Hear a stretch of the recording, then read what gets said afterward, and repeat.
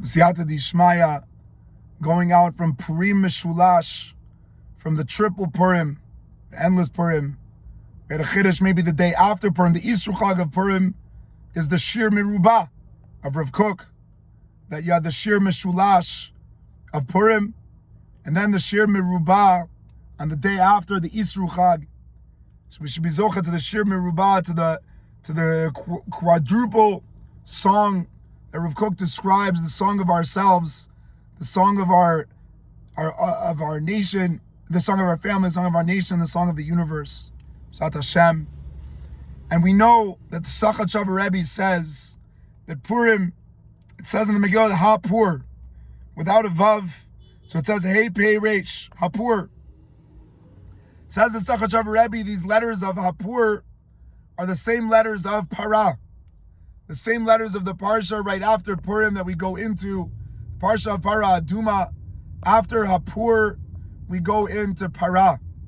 So we know that now that we're going into this, we ask ourselves, why do we go right into Parah Aduma right after Purim? Ma kesher between the Pur and the Parah. Maybe this idea that the Sachat Shavar Rebbe is sharing is that the idea of the Pur was to try and bring Tum'ah to the world. What is Tum'ah? It's random. Something that had purpose, that lost its purpose. So if there was Zera in the world that didn't accomplish its purpose, it's Tum'ah. If there was something alive that its goal was to travel the world and it passed away, it lost its purpose. It became random. That's Tum'ah. Pur is to celebrate randomness. What is the Parah? It's the opposite of random. It can't have a random hair. It can't do a random job. It has to all the time be centered around purpose. It has to recognize that every little hair matters. And if you have one extra black hair on the Parah Aduma, it's not an Adom anymore, but you're like, Ribono Shel Olam, it's 99% Adom, Achpat Lecha, Achpat Li. If it's not something that is clearly purposeful, then it's not Tahara. How do you bring purity to the world? You bring purpose. Baruch Hashem, in this parsha of Vayakel, the Bar Mitzvah parsha of Oritani, that really is so convicted on purpose and making sure that he's all the time filling his time with purpose, with meaning and experiences.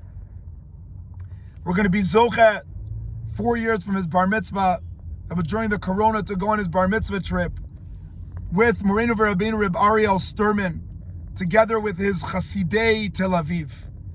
Why are we going to Poland? Because 6 years ago, Mori V'Rabbi Ariel Tzion Sterman, he came to Tel Aviv, to a city that at the moment when he made Aliyah 6 years ago wasn't really flourishing in Hasidic English Shiurim. And so Reb Ariel Tzion made a decision, you know what? Every Tuesday, when you feel the least Shabbat, he's going to start a Chabura in Rebbe Tzadok HaKohen Lublin, and he's going to learn one piece at a time. It's easy at the beginning because the pieces aren't that, long, but then it gets sometimes 2 pages, 3 pages. Ariel Tzion, it doesn't matter. He made sure every Tuesday at 9 o'clock to bring the Chevra of Tel Aviv together to learn Tzidkat HaTzadik.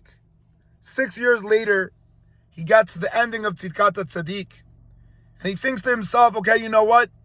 How do we celebrate 6 years of learning Reb Tzadok? Says, okay, we go to Lublin, and we do the siyum of the Sefer of Tzidkat HaTzadik on the kever of Rebbe Tzadok, together with 26 of his best friends, Yudke Vavke, all the way. And you ask yourself, what's the story of Ariel Tzion? He came into a city that sometimes people thought was a random experience of people running around. Says Ariel Tzion, no. This is a city that he went into with purpose, with conviction, with determination.